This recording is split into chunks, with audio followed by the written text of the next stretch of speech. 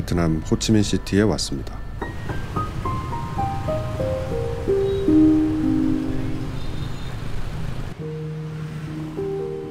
만약 제게 호치민 여행을 추천하느냐고 물으신다면 저는 아니요 라고 대답할 것 같습니다.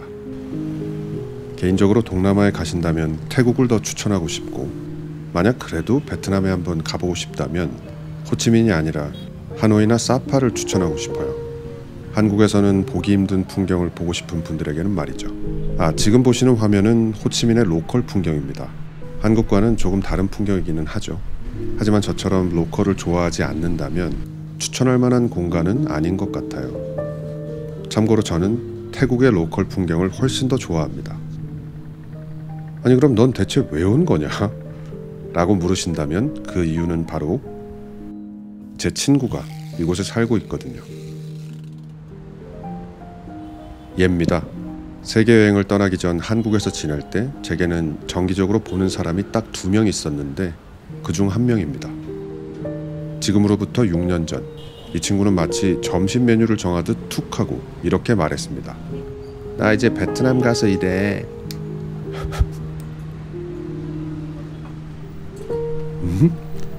갑자기 웬 베트남? 아니 그나저나 야, 너 가고 나면 나 이제 누구랑 노냐?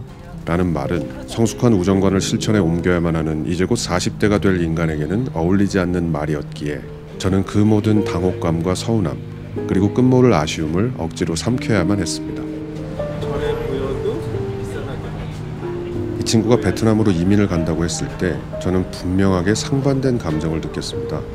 부디 멀리 가서도 별일 없기를 바라는 마음, 그리고 친구의 부재로 인해 외로움을 느끼며 가끔씩은 저를 그리워했으면 하는 마음. 제가 좀 못된 구석이 많습니다. 헌데 이 친구 참 너무 잘 삽니다. 마치 외로움이란 단어를 아예 모르는 사람처럼 정말 잘 삽니다. 한국에서 살 때보다 얼굴이 더 훤해졌습니다.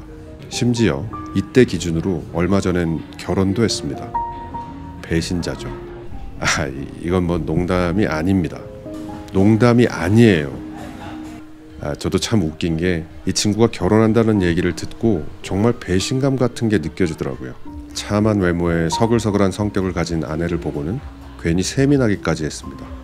저 진짜 못됐죠. 물론 이 모든 찌질하기 짝이 없는 생각과 감정들을 이 친구에게 고백하며 미안한 마음을 전하기도 했습니다.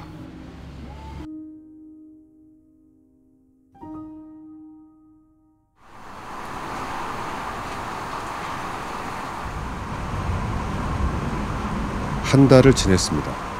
매일 거의 같은 패턴이 이어집니다. 친구가 일하는 낮 시간에는 이렇게 숙소에 앉아서 편집을 했고, 그나저나 저는 어느덧 세계 여행자가 아니라 방구석 편집자가 된 것 같습니다. 아무튼 친구가 일을 마치고 오면 함께 시간을 보냈죠. 만남은 뭐 진짜 별거 없습니다. 2층. 친구가 외국에 살고 있으니 대화의 내용이 조금은 달라질 줄 알았는데 내용마저 한국에서 만날 때와 별반 차이가 없습니다. 거의 다 뭐 시시하고 잘 자란 이야기예요. 먹을 텐데를 찍을 만큼 제가 미식가는 아니라서 음식 소개를 하기는 어려울 것 같고요. 난 오이가 좋아. 친구가 찐 로컬 음식을 소개해주는 이런 순간들이 저는 무척 평온하게 느껴집니다. 세계 여행이고 나발이고 간에 그냥 이런 기분이 지속되면 참 좋겠다는 생각이 듭니다. 거의 1년간 홀로 세계여행을 한 저는 참 많이 외로웠나 봅니다. 혼자서도 깨가 쏟아지는 연습을 한다고 했는데 뭔가 단단히 잘못됐나 봐요. 누군가 만날 사람이 있다는 것, 일상을 지내는 와중 틈틈이 그리워하다 성사되는 만남이 아니라 매일 비슷한 시간에 이루어지는 만남이 이렇게 든든한 일인가 싶습니다. 게다가 만날 사람이 제가 좋아하고 신뢰할 만한 사람이라는 게 이렇게 좋은 일인가 싶기도 하고요. 게다가 보통 40대 중반의 나이에 이렇게 만나는 게 쉬운 일이 아니라 더욱 그런 것 같습니다. 친구의 퇴근 시간에 맞춰 나갈 채비를 할 때마다 이렇게 표현하는 게 좀 토할 것 같지만 괜히 설레었습니다. 이렇게 또 만납니다. 방금과는 같은 날 아니고요. 그리고 신뢰라는 게 꼭 금전거래를 할 때만 쓰는 말은 아니잖아요. 아니 가로등이 다 있기는 하는데 얘는 존나 약해. 이렇게 이 친구도 저도 함께 있을 때 비속어나 욕설을 많이 뱉는 편입니다. 존나, 씨발, 족같은 뭐 등등요. 등이 아파가지고 어디가? 목이. 근데 그 단어들을 입에 물고 있어도 저나 이 친구나 서로를 저급하고 타락한 인간으로 여기지는 않습니다. 함께 있을 때는 저급하고 못나고 상스러운 말들을 덜어 주고받긴 하지만 서로 각자의 사회적, 경제적, 철학적 자아는 멀쩡하다는 믿음이 있는 거죠. 똥냄새. 존예, 존못이 아니라 그냥 존나 예쁘고 존나 못생겼다라고 믿고 말할 수 있는 사람이 있다는 것 역시 참 든든합니다. 그나저나 느낌이 살잖아요. 예를 들어서 내란 수괴의 행태가 참으로 많이, 상당히, 억수로, 겁나게 좋지 않다라고 말하는 것보다 내란 수괴하는 꼬라지 진짜 씨발 존나 족같네 라고 말해야 제 생각과 감정 그리고 말의 의미가 제대로 전달되는 느낌이 들지 않나요? 욕해서 죄송합니다만 많이 절제한다고 한 겁니다. 또 만났습니다. 역시 같은 날 아니고요. 그리고 이따금씩 흐르는 침묵이 불편하게 느껴지지 않는 것도 신뢰를 느낄 수 있는 또 하나의 측면인 것 같습니다. 코로나로 인해 몇 년 못 보는 사이에 이 친구는 쇼츠를 즐겨보고 있더라고요. 저와 마주한 자리에서도 이 친구는 수시로 쇼츠를 봅니다. 침묵이 시작되는 거죠. 그나저나 여러분은 침묵을 잘 견디는 편인가요? 저는 잘 견디지 못하는 사람입니다. 상대의 침묵은 제게 부정적인 신호로 다가옵니다. 이 사람은 나를 별로 좋아하지 않는구나. 혹은 나는 이 사람에게 매력적이지 않은 사람이구나 하고요. 그렇게 생각하고 말면 그나마 다행인데 저는 그 공백을 가만두지 못하는 편입니다. 아무 말을 쏟아내기 시작합니다. 상대는 물론 제 자신에게조차 닿지 않는 말들을 말이죠. 전보다는 많이 나아졌습니다. 딱히 할 말이 없을 땐 입을 다물기 위해 애쓰고 있습니다. 하지만 여전히 잘 보이고 싶은 사람 앞에서는 주체를 잘 못하는 편입니다. 해서 사람의 마음을 얻는데 되게 실패하곤 하죠. 하지만 이 친구와 있을 때 침묵은 그저 침묵입니다. 다른 의미로 다가오지 않습니다. 나를 싫어해서 그런 게 아니라는 믿음이 오랜 세월 단단하게 쌓였기 때문이겠죠. 제게 있어 그건 어쩌면 이 사람이 진정한 친구인지 아닌지를 가늠할 수 있는 조건인 것 같기도 합니다. 또 만났습니다. 같은 날은 아니겠죠. 이곳은 구글 지도에 200마켓이라고 명시되어 있는 곳입니다. 예전에 홀로 돌아다니다 우연히 발견했고 이후 호치민에 올 때마다 늘 들르는 곳입니다. 제 기준에서는 1군에 위치한 여행자 거리나 7군에 위치한 한인타운에 비해 한국과는 확연히 다른 베트남을 여행한다는 기분을 선사해주는 곳입니다. 그리고 지금 이 풍경을 보면서 와, 나는 저런 데서는 진짜 뭘 못 먹겠다 하시는 분들이 있을 것 같아요. 예전에 제가 꼭 그랬거든요. 제 첫 해외여행을 이 친구와 함께 했습니다. 태국에서요. 제게 있어 그 첫 여행은 지금까지의 여행을 통틀어 봐도 가장 황홀했던 순간들로 기억되고 있습니다만 그 당시에 저는 먹는 것 때문에 조금 힘들었어요. 딱히 배탈이 나거나 한 적은 없는데 예를 들어서 물티슈로 탁자 위를 한번 훔치면 새까매지는 그런 식탁에 앉아서 뭔가를 먹는 게 저는 참 고통스러웠거든요. 근데 그 이후에 태국과 베트남 등지를 자주 들락거리다 보니까 이 정도는 이제 아무렇지도 않게 된 것 같습니다. 그리고 인도나 이집트에 다녀온 후로는 오히려 굉장히 산뜻한 느낌마저 들고요. 친구는 일주일에 딱 한 번 쉽니다. 이날 낮부터 만나서 시내를 돌아보기로 했습니다. 우선 밥부터 먹어야죠. 베트남의 대표 음식 중 하나인 반미를 먹으러 왔습니다. 이 가게의 반미가 조금 특이하다고 해서 들러봤는데 특이한 게 다 좋은 건 아니라는 사실을 또 한 번 깨닫게 되는 계기가 됐습니다. 맛은 있었어요. 다만 음식물을 손수 빵에 담아서 먹어야 하는 수고를 넘어설 정도의 맛은 아니었던 것 같습니다. 제가 손에 뭘 붙여가며 먹는 걸 별로 선호하지 않거든요. 소화도 시킬 겸 골목골목을 걸었고요. 야, 너 그래봤자 물지도 못해. 네, 사실 물지 않아서 다행이라고 생각합니다. 이 친구는 짖지도 않아서 참 고맙다고 생각했고요. 어느 로컬에 있는 기찻길입니다. 예전에는 꽤 많은 현지인들이 모여서 사진을 찍던 스팟이었는데 몇 년 사이 그 바이브가 사라졌나 봅니다. 덩달아 몇 개 있었던 힙한 분위기의 카페도 다 없어졌고요. 아무튼 그래도 왔으니까 친구의 모습을 한번 담아봅니다. 뭐 이 친구가 모델도 아니고 제가 영상 전문가도 아니다 보니까 총체적으로 엉망입니다. 기차가 어쩌고저쩌고 식후 커피를 마시러 카페에 왔는데 비가 옵니다. 아니, 쏟아집니다. 예전에 휴가 때 짧게 여행할 때는 이와 같은 동남아의 우기가 참 원망스러운 적이 많았는데 길게 여행하는 중에는 이 또한 매력이라는 생각이 듭니다. 생각해보면 놀고 먹는 사람이 너른 마음을 갖는 건 참 쉬운 일인 것 같아요. 비가 그치고 던딘 성당, 일명 핑크 성당에 왔습니다. 보이시죠? 흐린 날에 오면 이 모양입니다. 혹시 오신다면 꼭 화창한 날, 그것도 낮 12시에서 2시 정도 사이에 방문하시길 추천합니다. 그래야 빛이 예쁘게 물든 성당에서 인생샷을 건질 수 있어요. 중앙우체국입니다. 저는 솔직히 별 감흥이 없는 공간입니다. 하지만 처음 오신 분들은 오프라인, 온라인 어디에나 관광지 목록 상위에 등장하는 이곳을 피할 수는 없을 겁니다. 근데 진짜 별로거든요. 물론 이런 말을 들어도 피하기는 어려울 겁니다. 다만 제 말을 한번 믿어보시고 기대치를 약 지하 200m 지점으로 끌어내린 다음 가보시면 나름 괜찮다고 여길 수도 있지 않을까 싶어요. 호치민의 시청 광장입니다.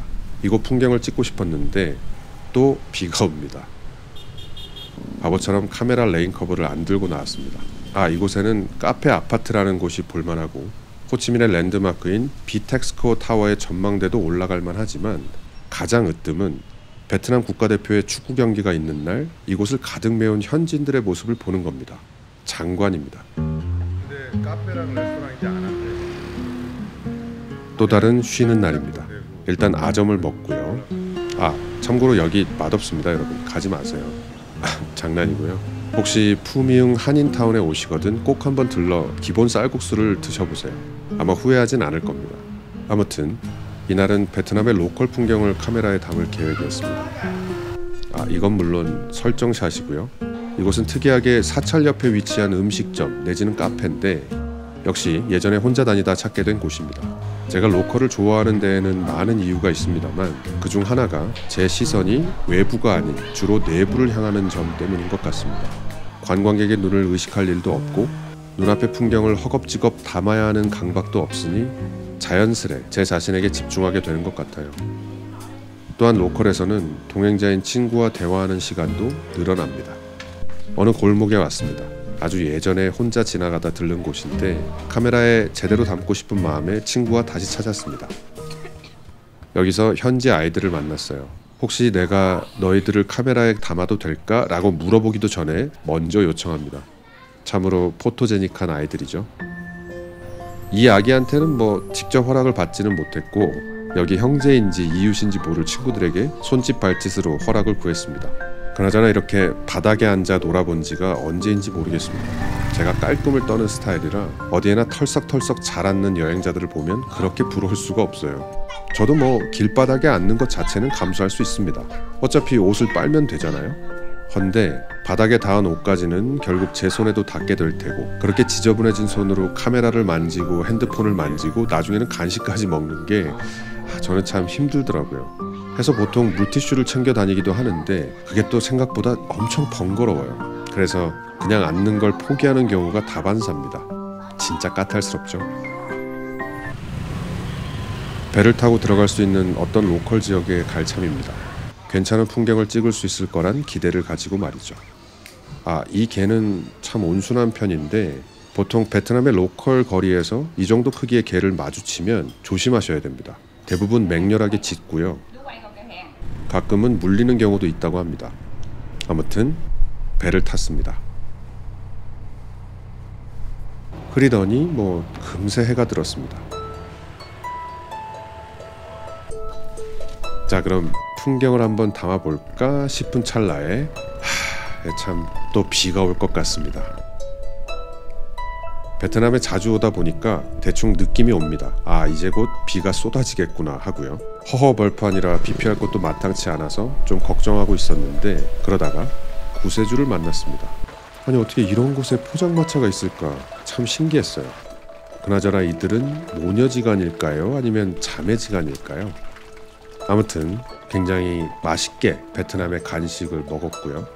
이날 메모에 이런 곳이 진짜 베트남이라고 썼는데요.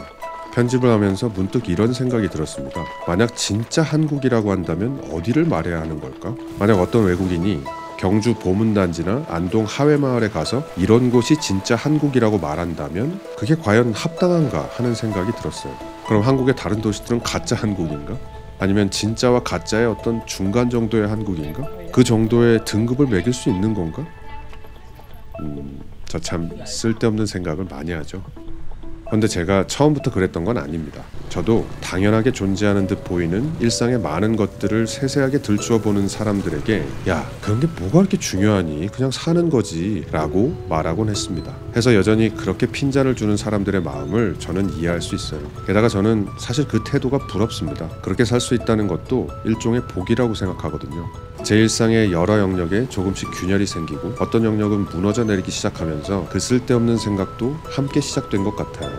물론 제게는 쓸데가 아예 없지는 않습니다. 우정에 대해서도 이런저런 생각을 참 많이 했습니다.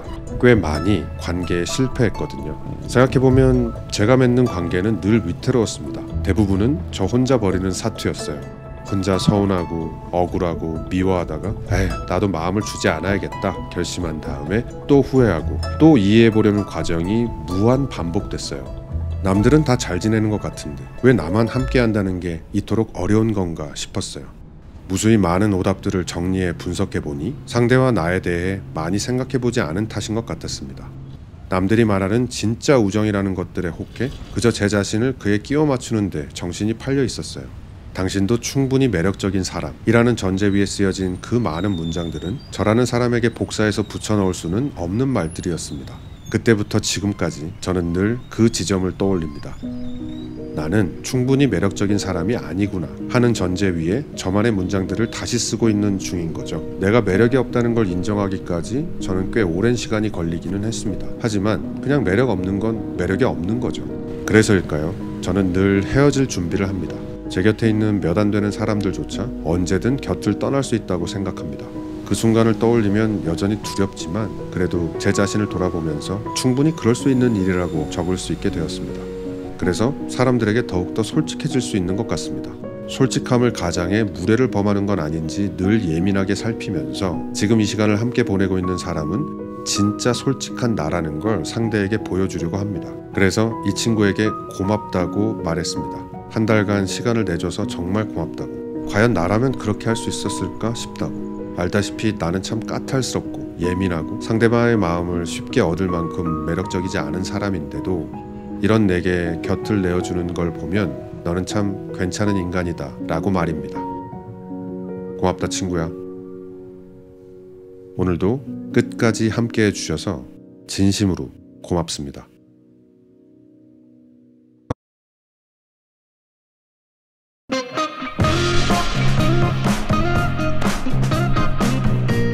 아니, 친구 처가댁에 따라가는 건 좀 그렇지 않나? 라고 생각하실 분들이 있을지도 모르겠습니다. 허나 저 평소 그렇게 염치 없는 사람 아닙니다. 살면서 단 한 번도 생각해 본 적이 없는 일입니다.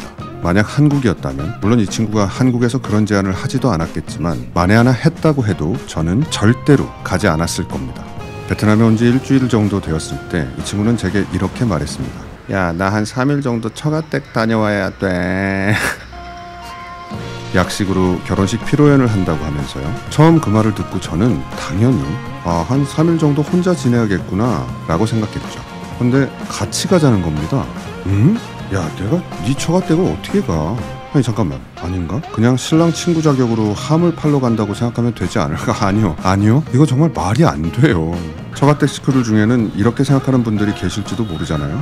어휴, 이 친구는 참 인생을 아주 재밌게 사시네. 저기요, 염치라는 게 없으세요? 저는 정말 걱정이 태산이었습니다. 근데 친구는 이미 다 말해놨다고, 네가 영상을 찍을 거라는 얘기까지 해놨다고 말합니다. 에? 야 친구야, 나 진짜 가도 되는 거야? 네, 결국 가게 되었습니다. 친구와 친구 아내가 일을 마치고 밤에 출발합니다. 게다가 호치민 인근에서 친구 아내 오빠들까지 탑승해 함께 갑니다.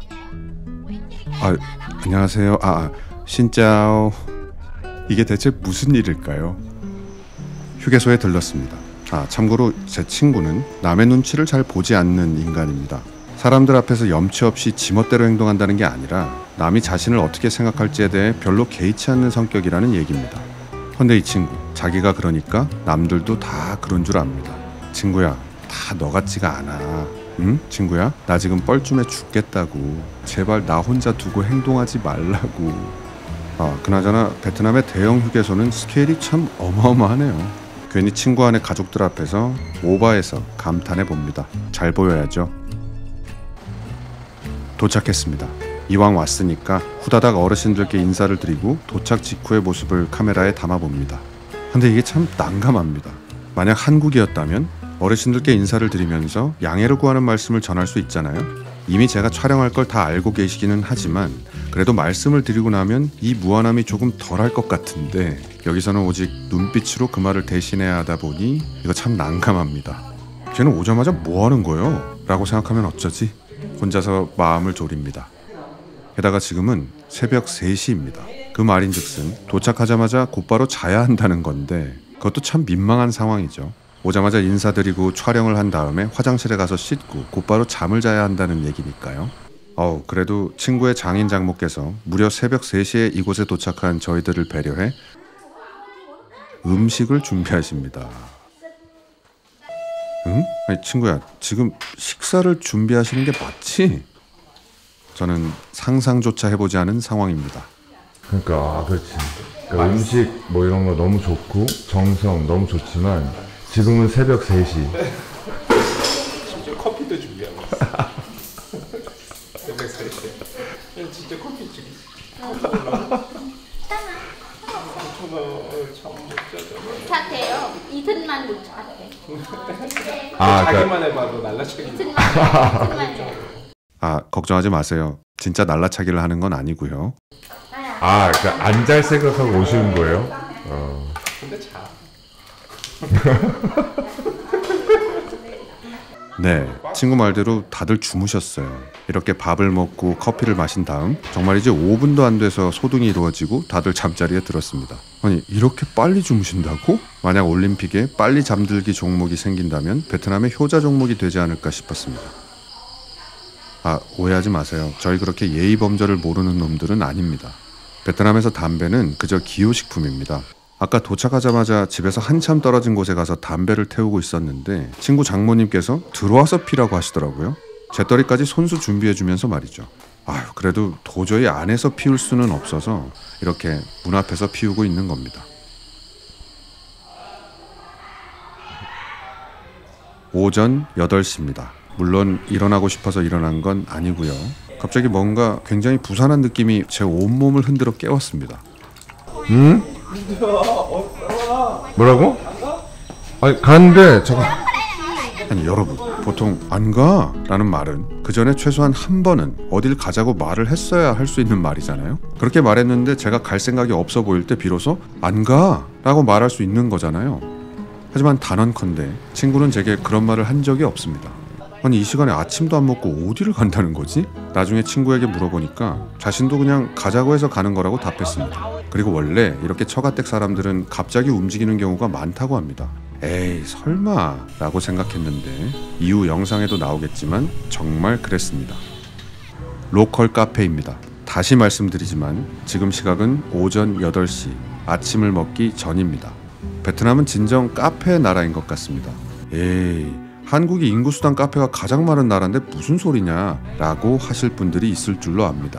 하지만 저는 그렇게 생각하지 않습니다. 통계는 결코 베트남의 로컬 카페를 모두 담지 못했을 겁니다. 이건 베트남에 직접 와보시면 무슨 말인지 단번에 이해하실 거예요. 베트남의 로컬 거리를 걸어보면 아니 카페가 이렇게 많아도 되는 거야? 싶을 겁니다. 그리고 아니 아침부터 카페에 손님이 이렇게 많다고? 싶을 거고요. 아니 밥도 먹기 전에 카페부터 온다고? 이건 제 속마음입니다.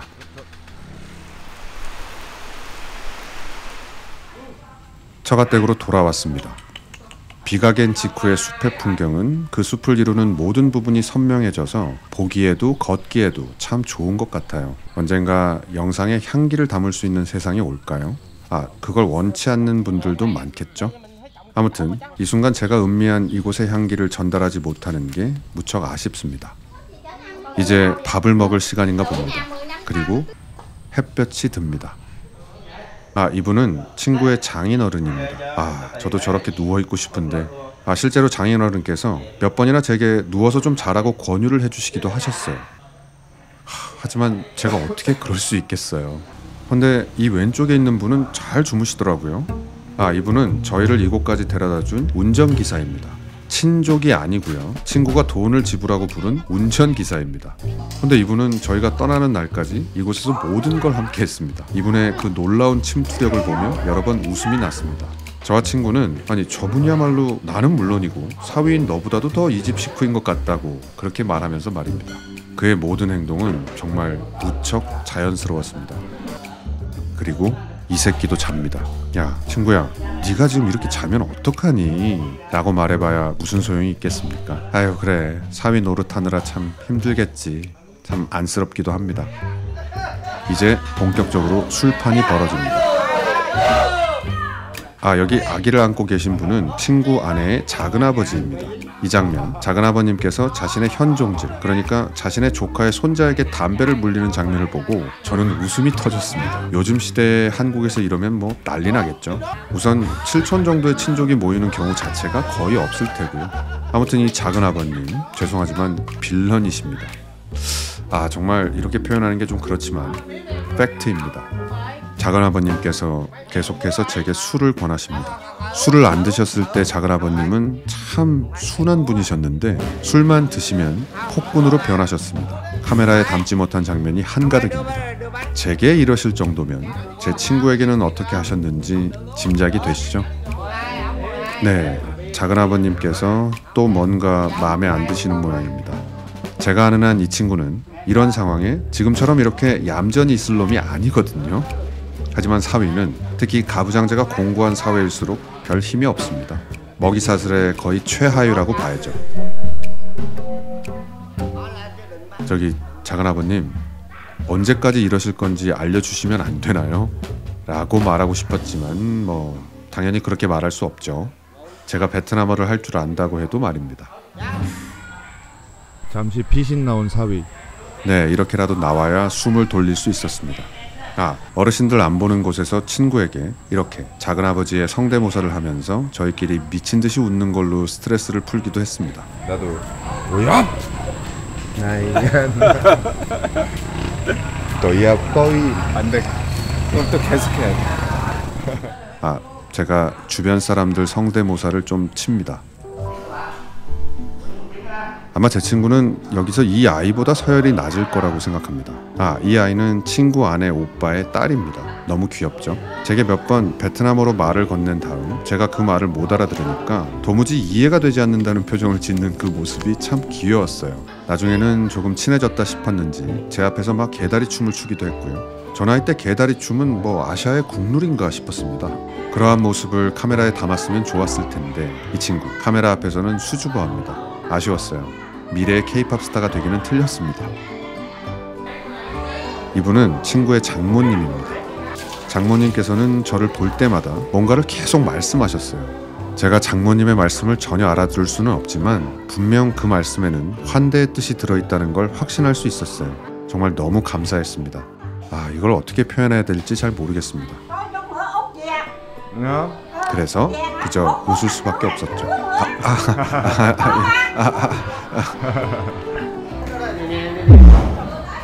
이 소리가 뭐냐면요, 노래방 시설을 설치하는 소리입니다.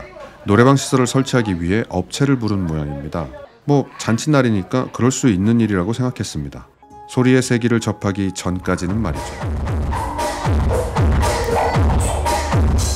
그 소리는 제 카메라에 달린 마이크를 찢어버렸습니다. 과장이 아니고 정말 찢었어요. 그 후에 마이크 음량을 거의 제로에 가깝게 줄였고요. 해서 그 소리를 온전히 담아내지 못했습니다. 제가 말로 전하자면, 여러분 왜 한 번씩 클럽에 가보신 적 있죠? 딱 그 정도 데시벨입니다. 개인 간의 대화는 거의 불가능했고요. 정말이지 밥 먹을 때와 잘 때 빼고는 하루 종일 소음이 울려 퍼졌어요. 아니 음악 소리가 너무 커 이거. 와. 소음이 정말 커도 너무 컸습니다. 이곳은 시골이라 밤이 되면 굉장히 고요한 정막이 흐르는데 밤 11시가 다 된 시간까지 소리를 줄이지 않았습니다. 아, 이거 누가 신고하면 어쩌나 걱정이 들기도 했고요. 근데 가만히 생각해 보니까 이 소리는 제가 어릴 적 옆집, 윗집, 그리고 우리 집에서도 났던 소리입니다. 아, 그렇다고 이 정도 크기는 아니었고요. 하지만 밤 늦게까지 꽤 시끄럽게 젓가락으로 상을 두드리며 흘러간 유행가를 부르던 어른들의 가락 소리가 기억에 선명하게 남아 있습니다. 물론 그때도 그 소음을 견디지 못해 항의 방문을 하는 이웃도 있었습니다만 그 정도가 심하지 않았고, 대부분의 이웃들은 뭐 저 집에 오늘 특별한 일이 있나 보다 하고 이해하고 넘어가는 분위기였던 걸로 기억합니다. 물론 지금 이 시대에도 그랬으면 좋겠다고 생각하는 건 아닙니다. 요즘엔 그러면 안 되죠. 하지만 그때 그 시절 이웃 사이에 깃들어 있던 정서가 그리울 때가 있습니다. 아무튼 그러거나 말거나 와우, 이 소음 정말 견디기 어려웠습니다. 다음 날 아침입니다. 이번엔 대규모 인원의 식사를 위해 또 업체를 부른 모양입니다. 와, 정말 스케일이 대단합니다. 이렇게 식사를 마치자마자 다시 노래를 시작하셨습니다. 밥 먹을 땐 노래를 멈춰서 정말 행복했어요. 소음을 피하고자 친구와 대피를 감행했습니다. 이렇게 바이크를 타고 그대로 호치민으로 돌아가면 참 좋을 것 같다는 생각도 했습니다. 아마도 제 친구 역시 같은 생각을 했을 거라 예상합니다. 조금 과장해서 표현하자면 빼앗긴 자유를 되찾은 기분이었고 오랜 속박에서 해방된 기분이라고 말해야 할까요? 아무튼 친구야, 너무 좋지 않니? 나는 행복이 없어. 내친 김에 산책도 합니다. 가능한 최대한 늦게 처가댁으로 복귀하고 싶었어요. 하지만 친구의 아내에게 전화가 옵니다.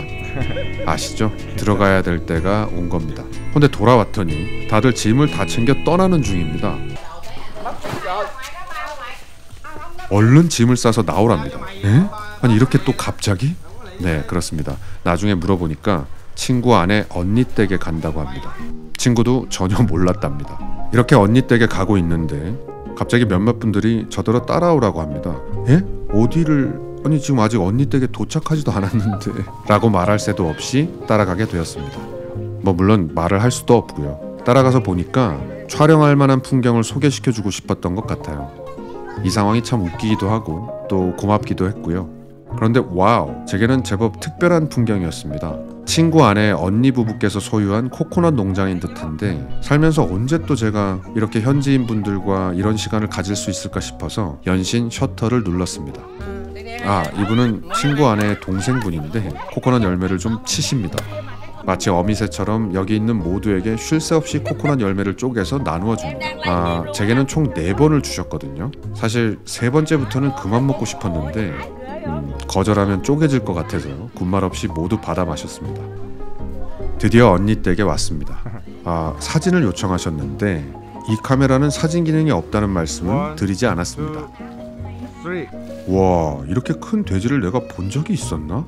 약간 징그럽기도. 뭐가 징그러워, 맨날 돼지고기 처먹으면서 라고 생각하는 찰나에 갑자기 또 모두 떠납니다. 이게 잠깐 들른 거였구나. 물론 그 사실을 친구나 저나 전혀 몰랐습니다. 이렇게 갑작스럽게 뭐 인사를 드리기는 했지만 뭔가 너무 급하게 헤어진 것 같아서 개운치가 않은 마음으로 호치민으로 돌아갑니다.